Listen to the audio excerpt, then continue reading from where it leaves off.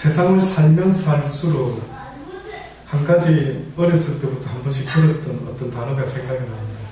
그게 뭐였냐면 인생 무상이다. 혹시 들어보셨습니까? 인생 무상이다. 인생을 살아보지 않은 사람은 이렇게 쉽게 말하지는 않죠. 인생을 좀 더 살아보고 많이 살아보고 또 특별히 여러 가지 이것저것 다 해보고 해봤던 사람들 중에 인생이 참으로 무상하다라는 이런 표현을 하는 것 같아요. 근데 인생이 무상하다라는 말 뜻이요, 한자어로 이렇게 봤을 때 인생 무상이라는 것은 어떤 모양이나 인식의 대상이 되는 어떤 것도요 변함없는 것이 없다 이 뜻입니다. 내가 바라보는 저 사물도 변하고 나중에 가서는요 저 사물을 바라보고 있는 나도 변한다 이 말입니다. 그러니까 이 세상에 있어서 내가 기준 삼아서 살아갈 만한 어떠한 기준이 뭐가 있느냐, 내가 믿고 신뢰하는, 맞아 저거는 틀림없어 라고 믿어 의심치 않는 불변하는 것이 세상에 과연 뭐가 있을까라고 볼 때 하나님을 모르는 사람의 모든 인생의 결론은요 어떻게 보면 인생 무상이다. 저것이 변하지 않으면 내가 변한다. 그래서 결국은 인생이 덧없다라는 것을 이야기할 때에 우리는 인생 무상이다라고 그렇게 이야기를 합니다. 결국 이 말의 마지막 결론은 그겁니다. 결국 죽고 나면은 인생은 아무것도 아니기 때문에 비록 인생의 희노애락이 있었다고 말해도 죽음이 있는 한 그 희노애락은 아무런 의미가 없다 이 이야기죠. 이것이 바로 어떻게 보면은 이 땅에서 죽음이 모든 것을 끝낸다라고 생각하는 그러한 허무주의나 아니면은 쾌락주의나 이런 사람들이 무엇 때문에 저 사람이 쾌락주의가 되고 무엇 때문에 저 사람들이 허무주의가 되고 무엇 때문에 저 사람들이 그냥 인생은 더덥다 어쩌다 저쩌다 왜 저런 이야기를 하는가라고 보면은요 궁극적으로 그 철학자가 되든 누가 되든 간에 인생은 허무하다, 그냥 살았을 때나 살다가 그냥 열심히 놀다 캐세라세라 그렇게 살다 죽는 것이다 라고 말하는 그들 속에 결국은 죽음의 문제가 해결되지 않았기 때문이라고 볼 수가 있습니다. 중국인 가운데 양주라고 하는 사람이 있었답니다. 그 양주라는 사람이 특히 대표적인 허무주의자, 쾌락주의자였는데 이 사람이 뭐라고 설파를 했느냐 하면은 당시에 그 사람의 이야기에 많은 사람이 귀를 기울였고 영향을 받았다고 하는데 그가 뭐라고 말하느냐 하면은 인간이 오래 산들 100년에 불과하지 않겠느냐, 이 100년을 사는 사람은 그래 1000명에 하나가 또한 있을까 말까 하다. 그런데 설사 어떤 사람이 100년을 살았다고 하자. 그런데 가만히 들여다보면 이 100년을 사는 사람도 아무것도 모르고 알지 못하고 살았던 유년기가 있었고 또 노년기가 있었고 이것이 바로 인생의 절반을 차지한다는, 밤에 잠자는 시간, 깨어서도 헛되이 지나는 시간 합해보면 또 그 나머지의 절반을 또 보내게 된다. 환난을 당하고 질고를 당하고 고통당하면서 괴로워하면서 지내는 인생의 시간을 또 계산해보면은 그나마 인생이라고 말하는 수에서 또 반을 또 잘라내야 된다. 그래서 결국 인생에 있어서 정말 이 인생은 좀 괜찮을 것 같다라고 건져내는 시간의 수가 10년이라고. 이게 중국 양주라고 하는 사람이 이야기한 것입니다. 그러면서 그 사람이 뭐라고 주장을 했느냐 하면은 그렇기 때문에 인생은 살아있을 때 마음껏 향락을 누리고 사망이 그 모든 걸 끊기 전까지 길을 쓰고 더 많이 누리고 더 많은 쾌락을 쫓아다녀야 된대요.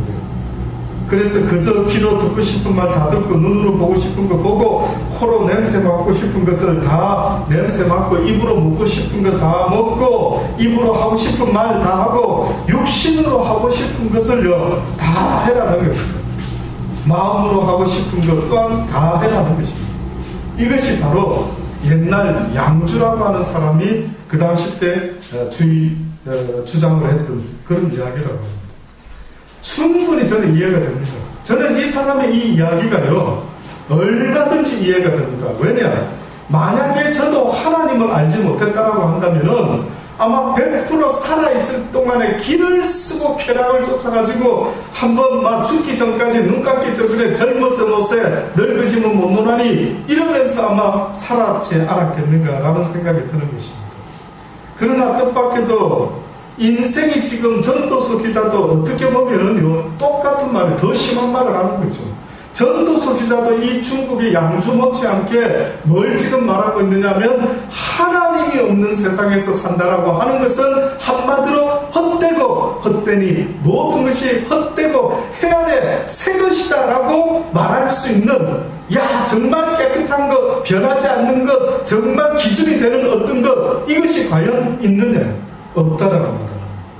그래서 오늘도 전도자는 예루살렘 이스라엘 왕이 되어 자신이 마음을 다하며 지혜를 써서 하늘 아래 생하는 모든 일을 궁구하며 살핀즉 이는 괴로운 것이다. 하나님이 인생들에게 주사 수고하게 하신 것이라. 여기 조금 설명을 붙여야 됩니다. 여기 하나님이 인생에게 주사라고만 표현을 했죠.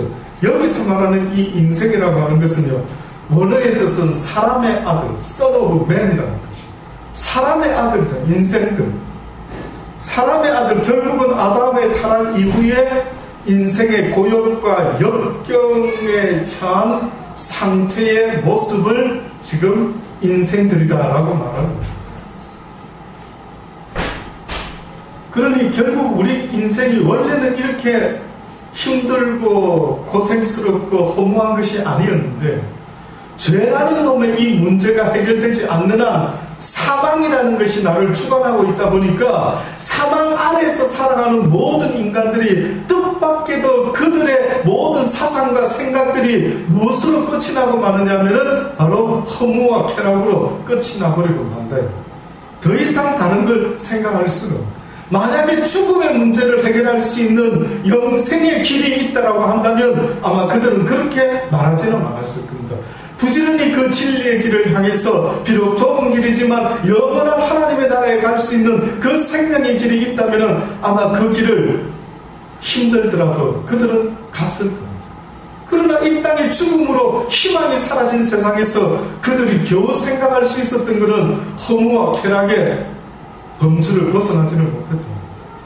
며칠 전에 저는 카톡으로 모든 분들에게 혹시 영화 한 편을 보내드렸는데 혹시 보셨는지 모르겠습니다.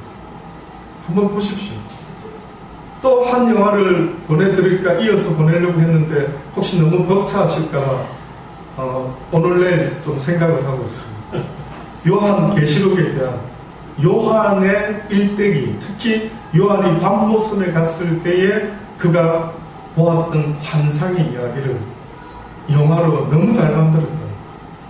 저는 그날 그 두 편의 영화를 접하게 되었어요. 보면서요. 부끄러운 이야기일 수도 있겠지만 얼마나 많이 울었는지 모릅니다. 혼자서 완룸에서 얼마나 많이 울었는지 모릅니다. 왜 그래 눈물이 나는지 모르겠어요. 야,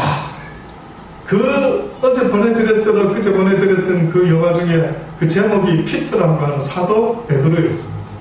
그 사도 베드로가 감옥에 잡혀 들어오는 시간부터 그 영화가 시작이 됩니다. 베드로가 감옥에 잡혀와서 감옥 안에서 이제 3일 후면은 사형에 처해집니다. 그 3일 동안에 있어진 이야기인데 두 간수장과 그 한 간수장의 아내와 함께 얽히는 이야기가 전개가 됩니다. 그 아내는 그 남편은 몰랐는데 한 간수장이 그 군사가 그 아내가 보니까 벌써 기독교인이 돼 있는 걸 모르고 그 아내가 남편을 아마 전도하려고 그런 것 같아요.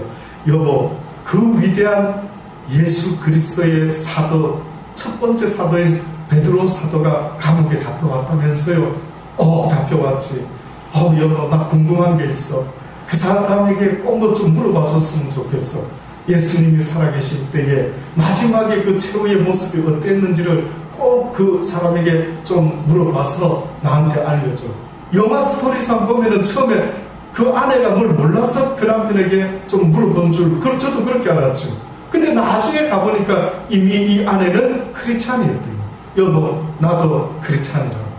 근데 그 남편은 그것도 모르고 아내가, 사랑하는 아내가 부탁하니까 용기를 내가지고 그 수많은 기독교인들이 목숨을 걸고 따르는 그 예수 그리스도, 그가 도대체 무슨 말을 했길래 사람들이 저 미쳐가지고 죽인다고 하는데도 쫓아다닐까 싶어가지고 그 궁금한 겁니다. 그 남자, 그 군인도. 그래서 자기가 지키는 감옥에 그 위대한 사도 베드로가 들어온 것을 알고는 이제 그에게 살짝 들어가가지고요, 그 동료 간수가 잘 때 열쇠를 훔쳐가 들어가서 그 베드로에게 물어보는 것입니다. 도대체 뭘 말하느냐? 너는 이제 곧 죽을 것인데 죽음이 두렵지 않느냐? 근데 그때 제가 너무 감동적으로 보았던 그 대화의 장면, 그것이었습니다. 그 간수의 질문에 베드로가 뭐라고 하느냐면, 나는 자유인이다. 나는 지금 자유를 얻은 자인데 갇혀있는 자는 내가 아니라 니다고 그런 이야기를 합니다. 네가 두려움과 세상의 환경과 여건과 여러 가지 삶 속에서 죽지 않으려고 살아볼 기라고 온갖 마음에도 없는 그러한 어떤 모습들을 가지고 살아가는 네 모습을 쳐다봐라. 나는 자유자인데 내가 볼 때는 네가 지금 자유가 없는 자인 것 같아. 죽는데 네가 곧 죽고 나는 안 죽고 너는 곧 죽는데 어떻게 나한테 그런 말을 할 수가 있느냐. 죽음이라는 것은 네가 생각하는 것처럼 그렇게 끝나는 것이 아니라는 거야. 죽음은 바로 내가 원했던 온전한 자유의 시작이 되는 것을 너도 알았으면 좋겠다. 나중에 이제 이 사람이 깨닫고 나서 베드로를 보내주려고 탈옥시켜주려고 합니다. 근데 베드로가 그러죠. 나는 그럴 수가 없다. 나는 여기서 더 오래 사는 걸 원하는 게 아니라 빨리 이 육신을 벗어나서 내 아버지의 집에 빨리 들어가고 싶은 것. 이것이 내 소망이기 때문에 나는 결단코 이 죽음을 피하지 않는다. 도대체 저 사람은 누구냐 이거죠. 그 군사가 봤을 때. 그는 왜 죽음을 두려워하지 아니하고 도대체가 저 기독교인은 무엇의 영향을 받아서 저렇게 죽음 앞에서도 담대할 수 있는 저들은 도대체 누군가요?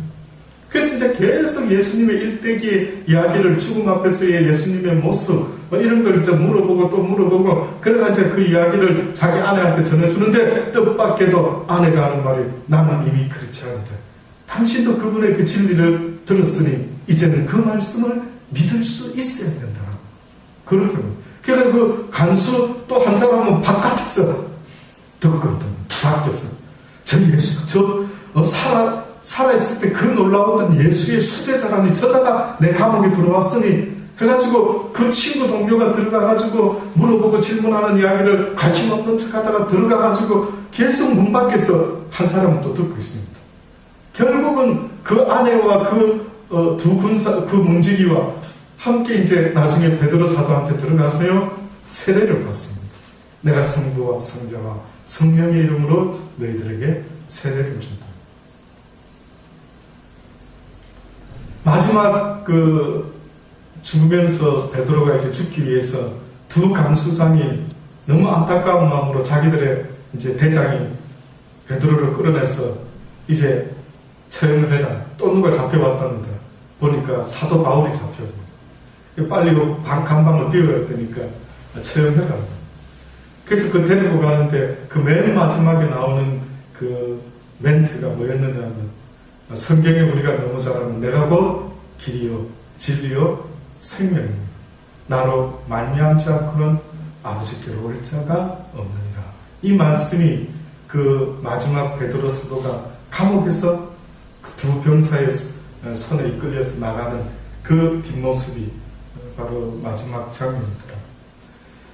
삶이 가만히 그 이야기를 들으면서요, 왜 그렇게 헛된지, 만약에 내가 이 예수 그리스도를, 이 진리를 알지 못하고 인생을 살았다라고 한다면은 정말로 큰일 날 뻔했겠구나.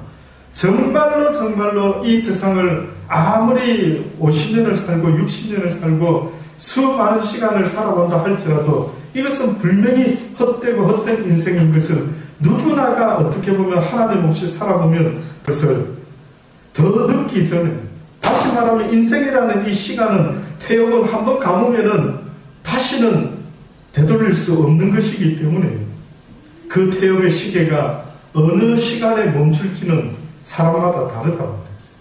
어떤 사람은 1시간 후에 멈출 수도 있고 어떤 사람의 인생은 1년 후에 멈출 수도 있다는 것입니다. 사람이 재산을 잃는 것 슬픈 일이죠. 건강을 잃는 것도 굉장히 슬픈 일이라고 하는데, 어떤 면에서 보면은 사람들이 자기 영혼을 잃어버리는 일에 대해서는 왜 그렇게 슬퍼하지 않는지 모르겠어요. 너무 신기하더라고요. 건강은 막 신경 바짝 쓰지 않습니까? 막, 예? 재산을 잃으면 그것도 막 울분이 쏟아지지 않습니까? 근데 여러분 생각해 보셨어요? 내 영혼이 소망이 없는 게 뭔가요? 내 영혼이 바라야 되는 소망이 무엇인가요? 내 육신이 재물을 원하고 내 육신이 건강을 원한다라고 할 때는 누구나 인정하겠는데, 그러나 여러분과 저의 영혼이 만약에 뭔가를 원한다 한다면은 여러분 생각하기에 내 영혼은 무엇으로 만족할 수 있겠는가요? 돈으로 만족이 되든가요? 건강하면 무조건 만족하십니까? 내 영혼은 도대체가 무엇으로 인하여 만족하고 기뻐할까? 그래서 수많은 사람들이 혹시나 돈으로도 만족될까? 건강으로도 만족될까? 취미생활로 만족될까? 명예를 얻으면 만족이 될까? 많은 것들로 애를 써보지만은 여러분보다도 더 인생을 사는, 죽음을 눈앞에 둔 인생 선배에게 한번 물어보십시오. 과연 무엇이 인생이라고 생각하십니까? 물어보면 아마 거의 대부분 하나님을 모르는 자들 인생 무상을 말하지 않겠느냐. 인생이 참으로 험하대. 살아보니. 그래서 여러분, 인생이라는 결국은 하나님을 아는 자들은 인생 무상, 모든 것이 변함이 없는 게 아니라 늘 어떤 것들 다 하나도 변함이 없는 게 아니라 변해가고 있는 이 인생 무상을 상대하지 말아라. 전도서 기자의 결론도 그겁니다. 해안에 새 것이 없다. 진리라고 말하는 아주 오래전에도 불변하고 우리 할아버지 할머니 때도 불변하고 내 때도 앞으로도 변함이 없는 어떤 것이 뭔가라고 할 때 그것은 바로 예수 그리스도를 믿어야만 영원한 생명을 얻을 수 있는 그 길과 진리와 생명이 된다는 이 진리 외에 이 땅에 불변한 것이 과연 있을까요? 저는 없다고 믿습니다. 저는 없다고 믿습니다. 여러분이 바라보는 대상이 남편입니까? 여러분이 바라보는 대상이 아들입니까? 아이들입니까? 아니면 아내입니까? 아니면 돈입니까? 아니면 무엇인가 여러분 스스로 지금 내가 바라보면서 사는 게 있겠죠. 여러분이 지금 기대하고 바라보면서 살아가는 그 무엇이 있대. 그게 변한답니다. 살아본 인생 선배들이 그게 무상이랍니다. 변하지 않는 것이 없이 모든 것들이 다 변해간답니다. 그것을 바라보는 내 마음도 모든 것도 바뀔 수밖에 없지만, 그러나 궁극적으로 변하지 않는 것이 있다면 여호와 하나님의 말씀 외에는 변함이 없다. 그래서 전도서 기자가 내가 해안에 생각하는 모든 일을 본즉 다 헛되어 바람을 잡으려는 것이로다. 그가 고백한 것은 15절의 말씀처럼요, 구부러진 것을 곱게 할 수 없고 이지러진 것을 셀 수가 없다. 또다시 말하면 내가 할 수 있다라고 했던 것이 무엇이었느냐. 내 힘과 능력으로 지금 내가 아주 열심히 살았기 때문에, 내가 열심히 죽음을 피하고 있기 때문에 지금 죽지 않고 건강하게 열심히 내 계획대로 내 뜻대로 살아간다라고 말할 수 있는 인생이 과연 어디 있느냐. 자신 있으십니까? 여러분 지금 뜻대로 인생이 사라지고 있습니까? 여러분의 계산과 여러분의 계획대로 언젠가 여러분이 살아갈 때에 내 인생을 앞으로 내가 이런 꿈과 비전을 가지고 살아야지라고 했을 때 지금 그 꿈과 비전을 쫓아서 멋지게 계획대로 살아가지고 있습니까? 아무것도 내가 할 수 없다. 성경은 말씀하죠. 내일 일은 내일 염려할 것이요 한날의 걱정과 고통과 괴로움은 그날에 족하다. 왜냐? 너희는 한 트럭도 머리를 희게도 할 수 없고 키를 한 자나 더 할 수가 없다. 너희들이 걱정한다고, 너희들이 힘쓴다고, 너희들이 계획한다고 너희의 인생이 너의 생각대로 되는 것이 아니라, 네가 인생을 계획할 수는 있지만 이 모든 것을 이루시고 경영하시는 분이 있는데, 잠언서 기자는 그게 누구라고요? 오직 여호와 하나님밖에 없다. 이것이 진리랍니다. 내가 나를 의지하고 내 힘을, 내 능력을 바라보며 산다라는 이것이 진리가 아니라, 내라는 존재는 하나님을 의지해야만 살아갈 수 있는, 한치 앞도 모르는, 시간에 갇혀서 살아갈 수밖에 없는, 미래는 볼 수 없는, 미래는 장담할 수 없는, 현재도 장담할 수 없는 그런 인생을 살아가는 존재, 이것이 바로 저와 여러분의 모습이다라고 그렇게 성경을 알려주는 것 아닙니까? 여러분과 저는 사실 굉장히 수지 맞은 겁니다. 수많은 사람 가운데 아직도 예수의 액자도 모르는 사람, 그렇게 기회를 주지만은 주님 앞에 나오지 못하는 수많은 사람들입니다. 내가 마음 가운데 말하여 이르기를 내가 큰 지혜를 많이 얻었습니다. 나보다 먼저 예루살렘에 있던 자보다 낫다 하였나니 곧 내 마음이 지혜와 지식을 많이 만나보았습니다. 솔로몬과 같이 지혜와 지식이 많은 왕이, 또 사람이 그전에도 그 이후에도 없다 할 정도로, 여러분 아시죠? 솔로몬의 지혜, 대표적인 그 솔로몬의 지혜 이야기 아시죠? 누구나 거의, 특히 그 아이 이야기 아시지 않습니까? 야, 어째 그런 생각을 할 수 있을까? 어떻게 아이를 반반 나눠줄 테니까 그래 나눠 가져라 라고 했을 때 당연히 얘 내 아이 아닙니다 라고 말할 수 있는 사람은 누구겠느냐 이거죠. 친엄마 말고는 없는 겁니다. 야, 어떻게 그렇게 재판할 수가 있을까? 깜짝, 이게 별거 아니지만 우리는 그것을 가리켜서 뭐라고 말하는지 아십니까? 이걸 지혜라고 말합니다. 그래서 하나님은 너희가 이런 지혜를 가지고 살아갈 수만 있다면, 근데 이 지혜의 모든 근본과 근간이 되는 것은 여호와를 경외하는 자가 바로 이러한 지혜와 지식을 가진 자라는 것을 이야기를 합니다. 모든 결정을 할 때에, 모든 일을 할 때에 하나님을 의식하고 하는 자가 바로 그런 지혜를 가지고 살아가는 자의 모습이다. 모든 지혜의 근간은 바로 여호와를 경외하는 데서부터 시작되는 거예요. 여호와를 경외할 줄 아는 자가 결국은 이 땅에서 주님이 주시는 그 놀라운 지혜로 살아갈 수가 있으니, 그 지혜가 사람을 살리는데, 그 지혜가 죽을 사람도 살리고, 그 지혜가 능력이요 힘이 된다라고 말하니 믿어지시기를 바랍니다. 아멘.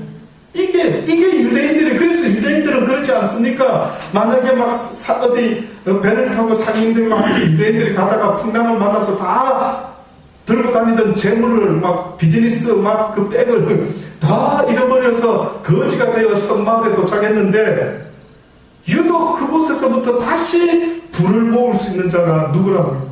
유대인들이. 그들은 뭘 갖고 다니기 때문에? 지혜를 갖고 다니기 때문에.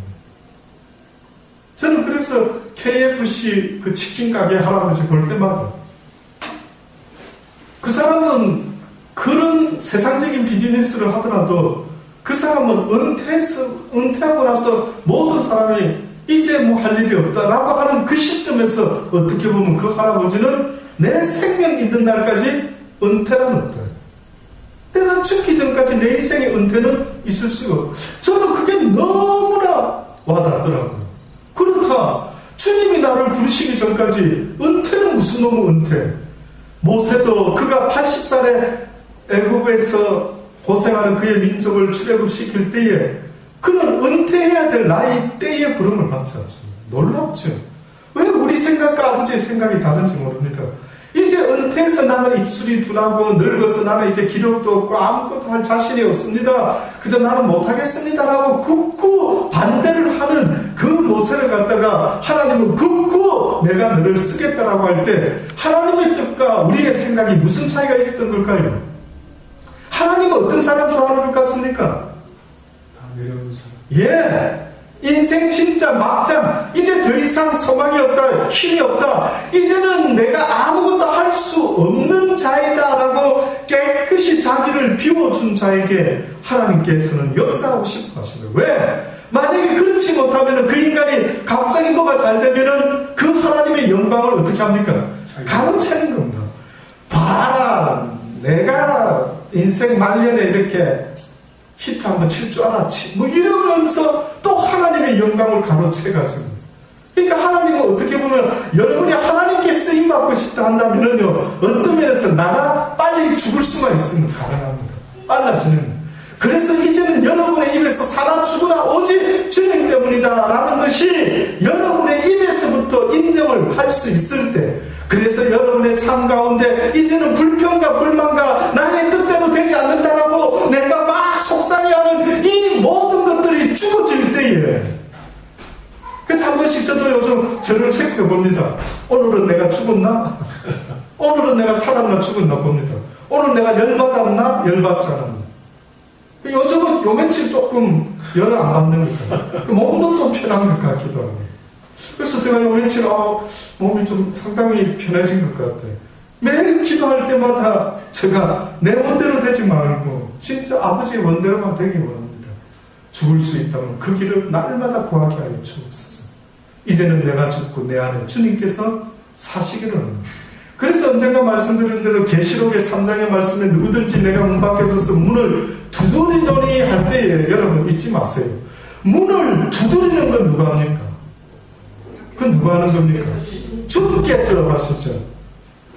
주께서 내 뜻이 이루어지기를 원한다. 아들아 딸아, 너의 삶을 통하여 나의 뜻이 이루어지기를 원한다 하고 문을 두들긴단 말이죠. 어떻게 보면. 근데 문을 열면 내가 그에게로 들어가 그로 더불어 먹고 마시고 그는 나로 더불어 먹고 마신다 할 때에 문을 두드리는 것은 누가 한다고요? 주님이 하시는데 문을 열어주는 것은 누가 해야 된단 말입니까?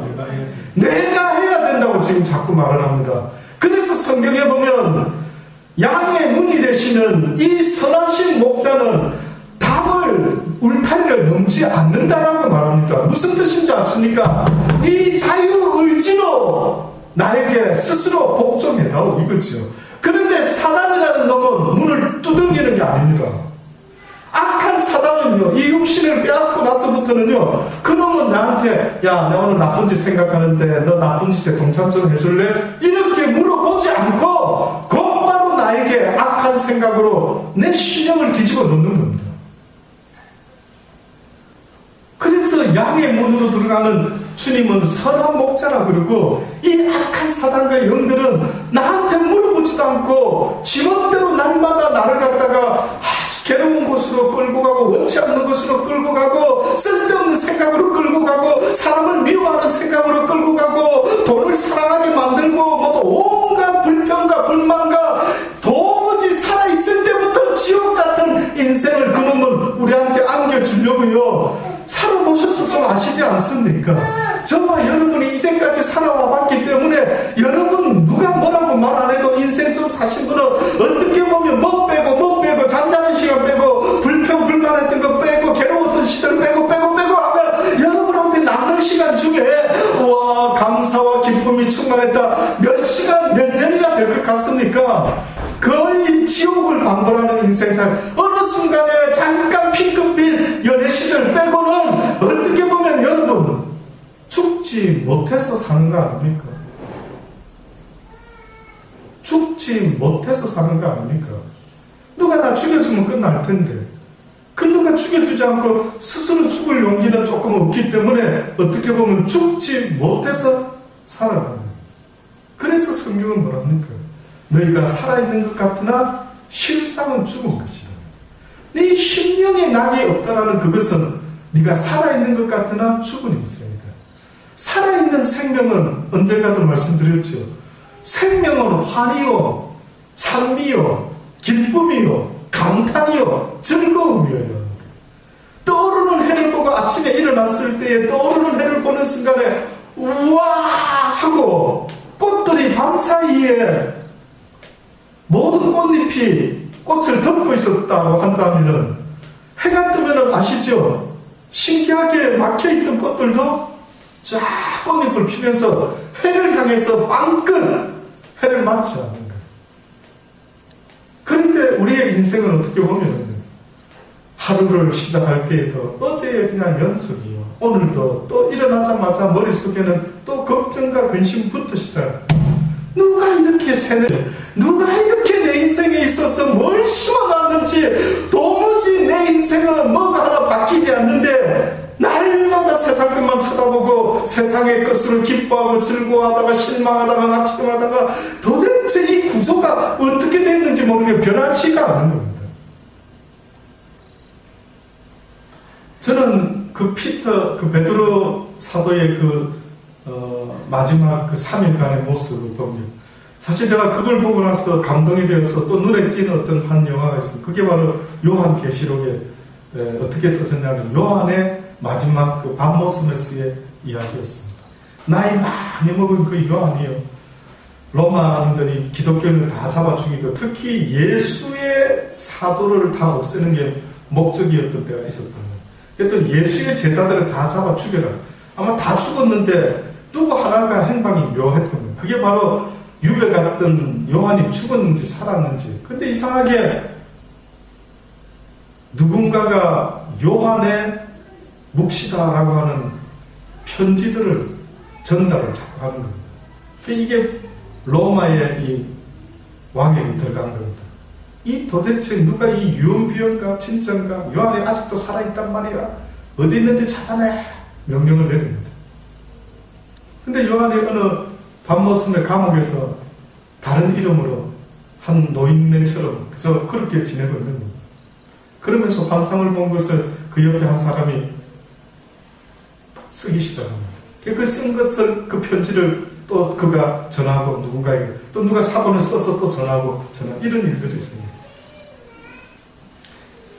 그의 삶 속에서도 보니까 그가 마지막에 이제 기독교인들을 죽이지 말아라 하는 이제 새로운 왕이 나타나면서 마지막 장면이 이제 요한의 설교로 끝납니다. 이제 요한이 죄인의 모습으로 숨어서 글을 쓰는 그것이 이제 끝나고 이제는 마지막으로 살아서 요한의 마지막 그 영화상에서요 설교하는 내용이 뭐였는 줄 아십니까? 서로 사랑하라. 주께서 우리를 사랑하셨던 것처럼 너희도 서로 사랑하라. 사랑하는 그 가운데 주께서 너희와 함께 할 것이라. 아멘. 그런 설교를. 그러니 인간은 생명이 있다는 그 증거는 뭘로 나타나느냐라고 하는 것은요. 물론 아침에 해를 보고 와 굿모닝 하고 시작할 수도 있지만은 그러나 그 사도 요한의 고백처럼 설교처럼 그 마지막 메시지처럼 내가 살아있다라고 하는 증거는 오늘도 서로 사랑하는 것에 있다. 잊지 마시기 바랍니다. 오늘도 그 사랑이 내 삶 속에서 나타날 수 있을 때 진정 내가 살아있다라고 주님 앞에서 말할 수가 있는 것이요. 또한 그 사랑의 삶이 이 땅에서부터 시작된다는 것은 바로 천국의 삶을 이 땅에서부터 저와 여러분은 지금 살아가고 있다라고 하는 증거가 된다는 사실을 성경은 분명히 우리에게 말씀해주고 있는 것입니다. 내가 다시 지혜를 알고자 하며 미친 것과 미련한 것을 알고자 하여 마음을 썼으나 이것도 바람을 잡으려는 것인 줄을 깨달았도다. 지혜가 많으면 범민도 많으니 지식을 더하는 자는 근심을 더하게 된다. 오직 여호와를 아는 지식 외에 어떠한 지혜와 어떠한 지식도 나에게 번뇌와 근심만을 더할 뿐이지 여호와를 아는 지식 외에 세상의 그 어떤 지식도 이제는 내가 베드로 바울과 같이 배설물로 여기노라. 내가 세상에 무슨 지식을 좀 안다라고 하는 이것은 나한테 유익되는 것 같아 보이지만 실상은 내 영혼에는 아무런 도움을 줄 수가 없다는 거예요. 오직 여호와를 아는 그 지식만이 내 영혼에 참 만족과 기쁨과 감사를 준다라는 것이 바로 이 전도서 기자가 1장을 통해서 우리에게 주는 마지막 결론입니다. 사랑하는 여러분, 살아가는 날 동안 과연 인생이 무엇인가 더 늦기 전에, 더 시간이 촉박하기 전에 인생이 무엇일까, 인생 무상이라는 그런 어리석은 자의 최후의 고백이 여러분과 저의 것이 되지 않기를 바랍니다. 지금 이 순간부터 생명 있음이 아름답고 날마다 소망 가운데 그들과 같이 그 베드로와 그 요한과 같이 그 삶 속에서 그들은 그 한 소망만을 끝까지 바라보고 최후의 승리자가 되었던 것처럼 여러분 그 영화를 한번 보시면서요 꼭 다시 한번 다짐할 수 있는 좋은 은혜의 시간을 가질 수 있기를 바랍니다. 기도하시겠습니다. 좋으신 아버지 감사합니다. 그렇습니다. 하루하루를 살아갈지라도 많은 사람을 알고 살아가지는 못하지만 그러나 하나님이 우리에게 만나게 하신 내 가정에 내 가족들과 내 남편과 아내와 아이들과 이웃들 그리스도 안에서 특별히 한 형제 자매된 우리가 더욱더 주의 사랑으로 서로 사랑으로 섬기며 살아가는 생명 있는 삶을 이 땅에서부터 살아갈 수 있도록 은혜 베풀어 주옵소서. 그 어떤 가치보다도 그 사랑을 맞바꿀 가치는 없다고 하셨으니 그리스도께서 가르쳐 주신 서로 사랑하는 그 사랑의 본을 늘 잊지 말게 하시고 주님도 스승이 되어 제자들의 발을 씻기셨던 것처럼 우리도 또한 그렇게 주님처럼 그 온유한 마음과 겸손한 마음으로 서로 섬기며 살아가는 하나님의 자녀들 다 되게 하여 주옵소서. 예수님의 이름으로 감사하며 기도드리옵나이다. 아멘.